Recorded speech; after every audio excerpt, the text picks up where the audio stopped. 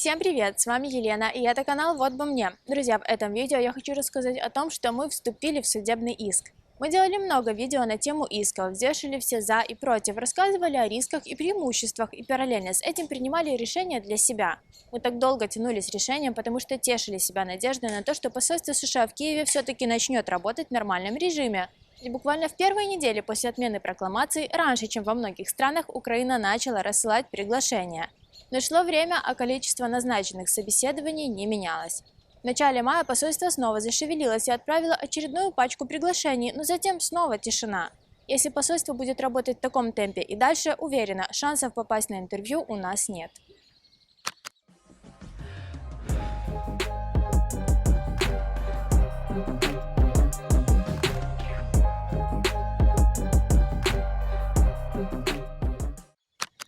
Повлиять на этот процесс самостоятельно мы никак не можем. Как я говорила неоднократно, для переноса своего интервью в другую страну необходимы веские основания, но даже в таком случае в нынешней ситуации все равно могут отказать в переносе. Если для победителей DV-2022, собеседования которых начнутся лишь в октябре, время заняться переездом в другую страну и оформлением ВНЖ все еще есть, то для нас уже такой возможности нет, времени осталось слишком мало.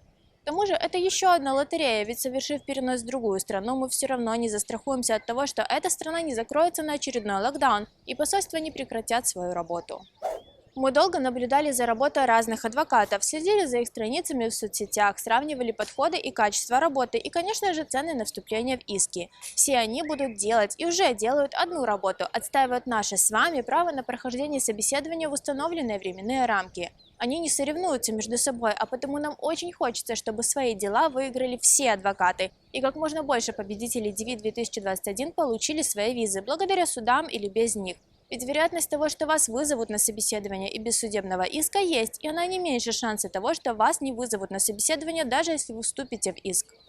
Лично для себя мы выбрали Big DV 2021 Lawsuit от Кертиса Моррисона, о котором я рассказывала в другом видео, подсказка на которое сейчас появится вот здесь и в описании под видео. Когда мы делали обзоры на иски от Кука, Глейзер и Моррисона, мы старались не давать субъективную оценку их работе, а только озвучивали факты, чтобы наше мнение не повлияло на чье-то решение вступать или не вступать, и чтобы мы в конечном итоге не оказались крайними.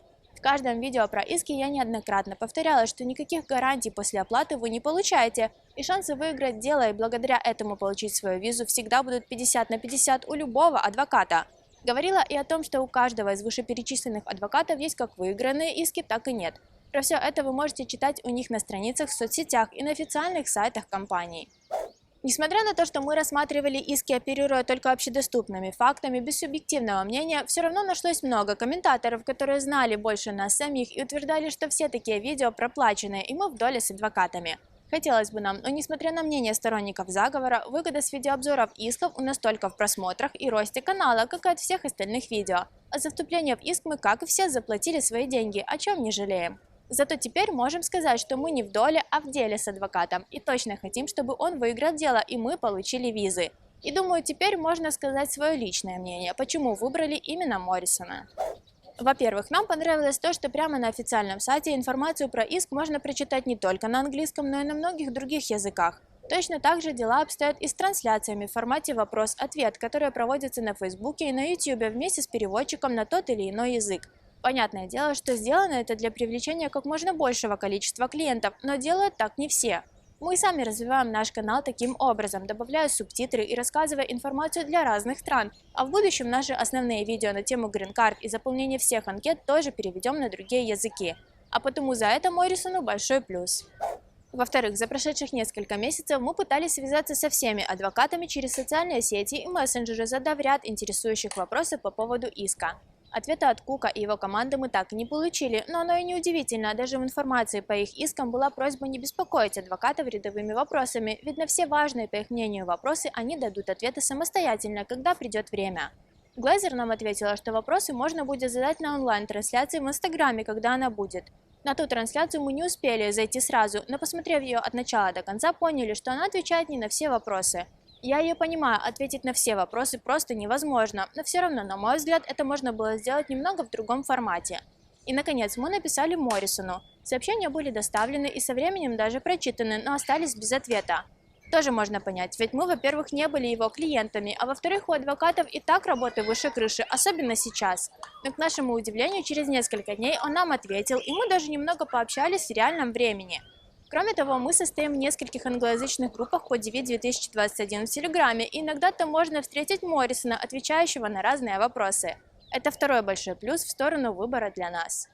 И в-третьих, цена. Сумма первоначального взноса составляет $500, а в случае получения визы и въезда в США необходимо будет доплатить еще 1000.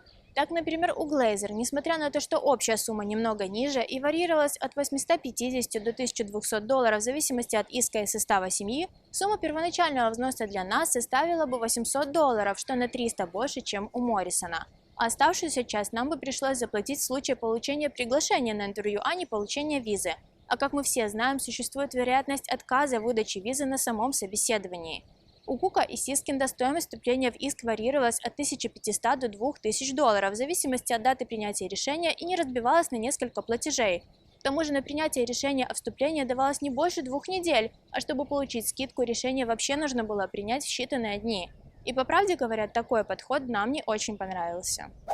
Все эти вышеперечисленные причины и помогли нам определиться с выбором. Мы не беремся оценивать правовую подкованность и опыт работы каждого из адвокатов, так как за их плечами есть как выигранные, так и проигранные дела. И даже несмотря на опыт работы их всех в судебных делах по DV 2020, ситуация с DV 2021 отличается, и как пройдет судебный процесс, предугадать невозможно. К тому же окончательное решение зависит не только от адвокатов, но и от судьи, который может быть изначально настроен более позитивно или негативно по отношению к диверсификационной лотерее и проблемам, с которыми мы все столкнулись. Если вы уже вступили в тот или иной иск, пишите об этом в комментариях, давайте делиться всей имеющейся информацией. А если вы все еще думаете, вступать или не вступать, решение по Моррисону можно принять до 31 мая. Предлагаю более детально ознакомиться с нашими видео на эту тему и, конечно же, внимательно прочитать всю информацию на официальном сайте адвоката. Ссылку на все ресурсы я оставлю в описании под видео. Зарегистрироваться для участия в иске несложно, а оплатить первоначальный взнос можно кредитной картой, банковским переводом или с помощью Western Union. Лично мы выбрали последний вариант. Чтобы вступить в иск, необходимо зайти на официальный сайт адвоката и выбрать раздел DV 2021. Если возникнут вопросы или сложности при заполнении, внизу страницы есть контактные данные сотрудников компании, с которыми можно связаться по WhatsApp для получения помощи. Но, на мой взгляд, процедура несложная, и вы точно справитесь самостоятельно или с помощью нашей инструкции. Нажав кнопку регистрации, попадаете на сайт заполнения формы и выбираете страну, от которой участвовали в лотерее. Далее подтверждаете, что ознакомлены с суммой оплаты участия в иске, выбираете способ оплаты. Мы выбрали Alt Payment, так как находимся в Грузии, а не дома, и этот вариант нам подходит больше. Хотя можно выбрать и оплату кредиткой, которая будет еще удобнее. Внимательно, шаг за шагом заполняйте все необходимые данные на вас, супругов и детей, если такие имеются. Далее заполняйте форму G28, которая позволяет адвокату представлять ваши интересы в суде и общаться со всеми инстанциями от вашего имени. Затем внимательно читайте соглашение, и если все устраивает, внизу страницы подписывайте его. После этого получайте инструкцию и реквизиты для оплаты первоначального взноса, а также ваш персональный reference number, который нужно сохранить. Оплатив взнос, отправляйте качественную копию квитанции на указанный адрес, темой сообщения указывая ваш reference number. Кроме этого, вам на электронную почту, которую вы указали в форме регистрации, придет уведомление о том, что вы зарегистрировались, и для продолжения будет необходимо внести дополнительные данные. Перейдя по ссылке, вы вписываете свой номер кейса, электронный адрес и добавляете страницу подтверждения заполнения формы DS-260. Это та страница, которую вы получили после заполнения анкеты. Далее отвечайте на несколько других вопросов и в самом конце по желанию отвечайте на много вопросов о вашей жизни, ваших планах на будущее и о том, как повлияла победа в лотерею, а после задержка начала собеседования на вашу жизнь и ваше моральное состояние. На эти вопросы отвечать не обязательно, но если вы имеете интересную или тяжелую историю, то эти данные могут использоваться в суде в качестве доказательства нарушения прав победителей на своевременное проведение интервью. Выполнив все эти шаги, заполнение всех данных и оплату первоначального взноса, с вами свяжутся сотрудники компании и предоставят контракт на подписание сделки. Подписав, вы получите его обратно, уже с подписями адвокатов, и с этого момента вы станете истцом, а ваше право на получение визы будут отстаивать в суде иммиграционные адвокаты.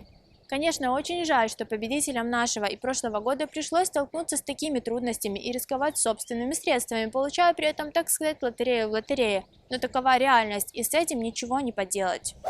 Кстати, на наш взгляд, у этого иска есть и недостаток. Для граждан Кубы, Непала, Ирана, Венесуэлы, Йемена и всех африканских стран вступление в иск производится без первоначального взноса. Только в случае получения визы они должны будут оплатить $1500. Таким образом, они вообще ничем не рискуют, вступая в иск, и желающих, мне кажется, будет очень много.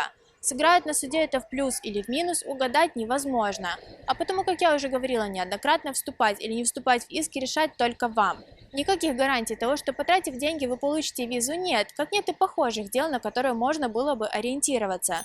Ситуация с коронавирусом – это форс-мажор, и ссылаясь на пандемию, правительство США легко может тянуть время и не выполнять квоту по выдаче 55 тысяч виз, и ничего с этим не поделать. Мы вступили в иск для того, чтобы знать, что как минимум сделали все возможное, а как уже будет, так и будет.